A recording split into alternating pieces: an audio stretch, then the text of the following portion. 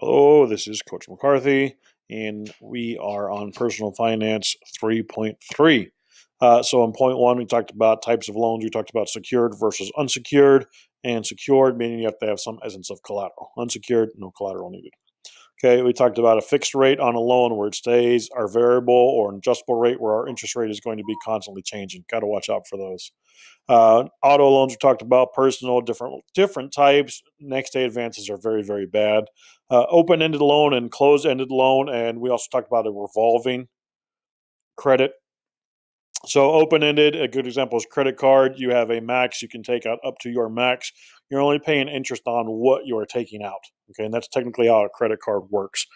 Closed-ended loan, more like a mortgage or an auto. You're taking out X amount, 20 grand. You can't take out any more, no less.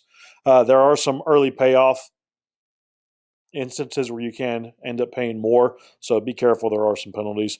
We talked about simple, how we calculate interest, a big thing based on our rate. We talked about simple versus compound. Simple is a lot easier to figure out. And we talk about compound interest where they're figuring your interest yearly based on the previous year plus the previous year interest rates. All right. So got to make sure we understand that. We talked about interest rate and APR when we talk about mortgage. APR is going to be any fees that we're going to pay. And you can see that with other types of loans also. You can see that with a car loan where they're going to have fees that are going to be associated with taking that out.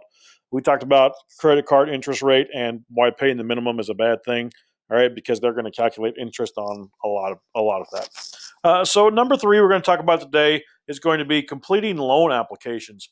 Okay, so there's a lot of different processes when we talk about how we're going to complete a loan. Every loan's a little bit different.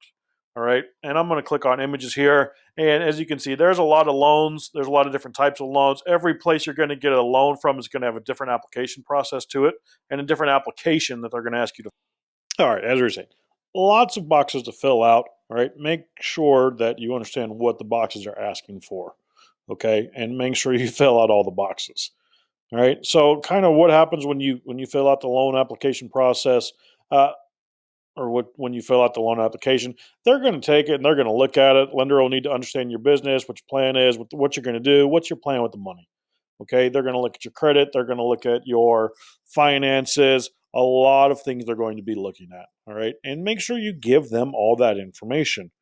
Okay. Your credit score does have an impact in this process. All right. Now, if you fill out multiple applications, will it hurt?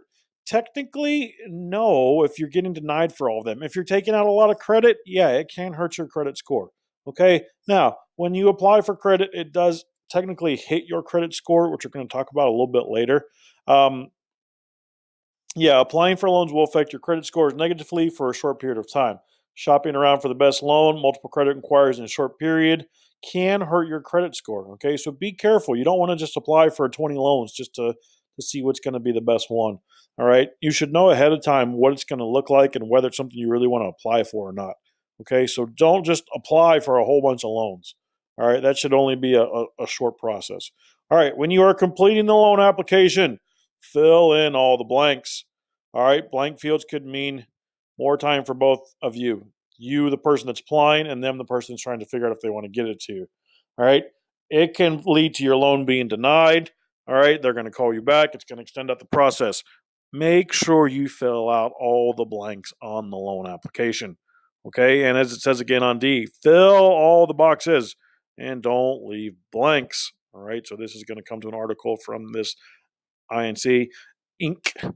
All right, and you simply do not want to botch. All right, don't mess up filling out that application. Try and get as much information in there as you can. So this was a really good article talking about how that process is, what it looks like, the basics of the form, which we already talked about. You can have to give them the information, and what can happen if you don't fill it all in there. Like I said, you can get denied. All right, and you're not going to get the money that you want. All right, when you're filling out the loan application, do not lie. All right. Can you go to jail? Going to prison for lying on an application is rare, but it does happen. You can go to jail if you misrepresent any information on your loan application. Okay. Most of them are going to contact your employer and want some verification from them on how much money you actually make.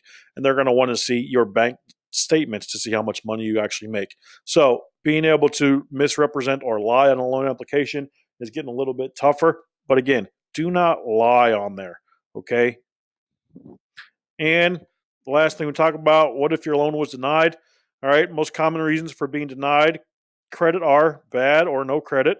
All right. Or they're looking at your history, paying back, maybe declined if it doesn't look like you'll be able to take on new debt. Okay. So that's the main thing the main reason why you get rejected. Okay. And if you do get rejected, okay, so this is from the balance. We've looked at them a little bit. Insufficient or unverifiable income. They can't make sure your income is good. Uh, you have a high debt to income ratio. You're taking out $1 million and you only make $10,000 a year. That's not going to happen. Okay. No collateral.